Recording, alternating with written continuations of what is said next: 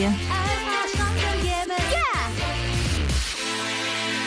Андреа? Стефани. Құрбылар. Дельфиндермен асыр салғанда.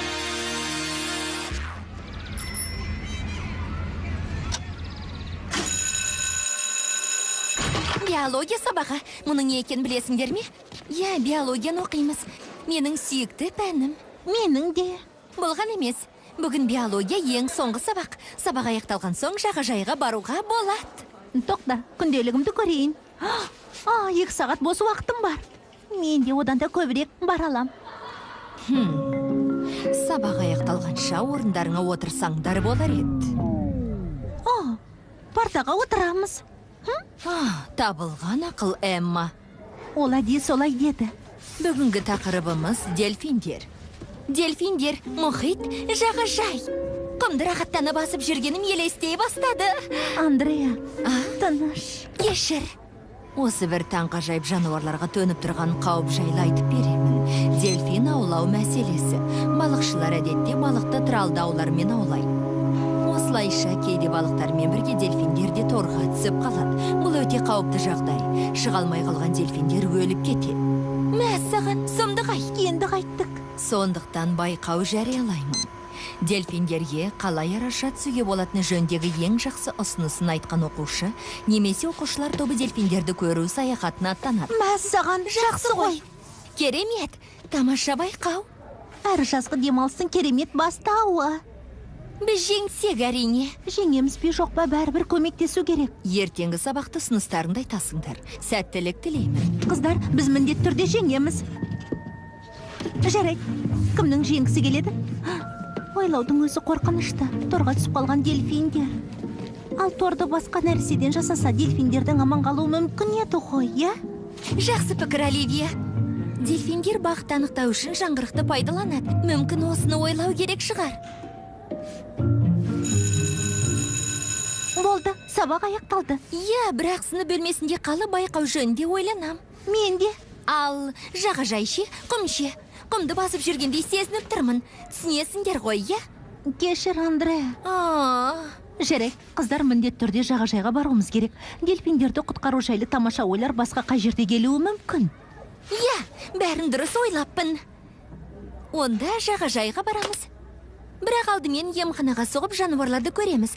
Олардың кейбіреуі қатты ауырған. Керемет, бәріміз барамыз. Абайлам, Ойли, әлі жазыла қойған жоқсың. Ескерттім емес пе?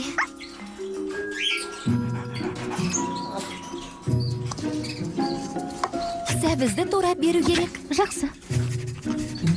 Ал саған 3 тамшы дәрі керек, балапан. Бұл. Ей, бұл тым көп, Андреа. Нәзігін өзінің. Мия, менің бірнеше күнде кетіп бара жатқанымды ұмытпаған шығарсың. Иә, ұмытқан жоқпын. Достарыма жақсылап қамқорлық жасаймын. Келістік. Осы жерді тазалаған соң жағажайға кетеміз.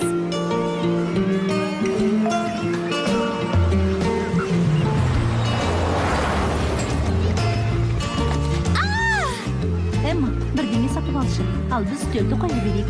Жарайды.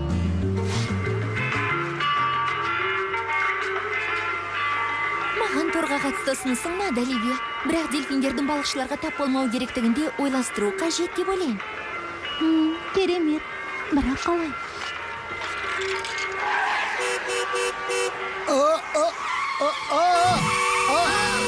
Абайлаңдар!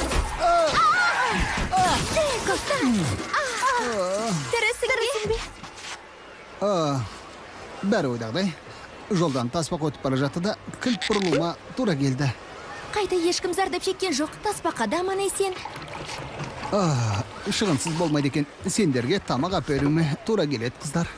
Белгі беріп үлгергенің жақсы болды. Иә, дер кезінде ескертті. Ескерту. Дыбыс. Дыбыстық белгі беретін тор. Дельфиндер оны естейтін болады. Керемет. Су асты дыбыс орайтқышы. Ал жүйені дельфинді құтқар деп атаймыз. Жақсы. Джейкоб, бізге ой салғаның үшін рахмет. Оқасы жоқ. Ол қандай ой, а?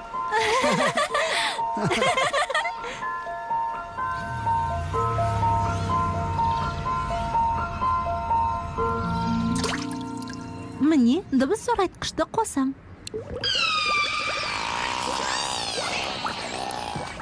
Сызба дайын болды ма? Бәрі дайын. Жоқ, әлі дайын емес. Эмма, бәрі онсыз да әдемі ғой. Онсыз да әдемі деген сөз жарамайды. Мен мұның өте әдемі болғанын қалаймын. Екінші қоңырау. Жүріңдер, әйтпесе кешігеміз.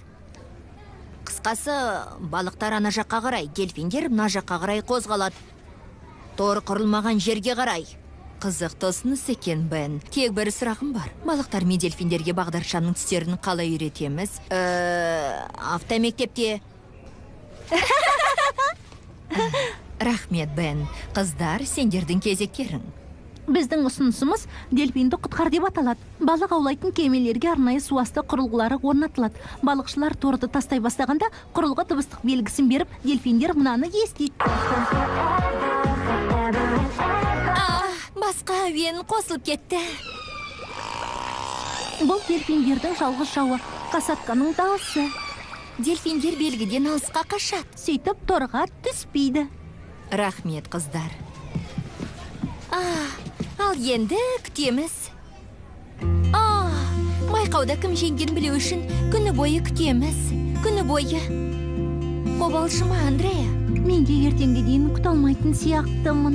Қыздар, байқауды ойламау үшін басқа нәрсеге алдануымыз керек. Музыкалы парақшама жаңа жазба түсірермін. Ал мен Андреяның сөйлесін реттеймін. Жоқ, реттемей қояйын. Шаштарыңды сәндеп бере алам. Мия, сенің шашыңды сәндейін бе? Ал мен әуен тыңдаймын. Осы әнді жақсы көрем. Мен де. Керемет. Әдемі әуен. Бірге жүреміз.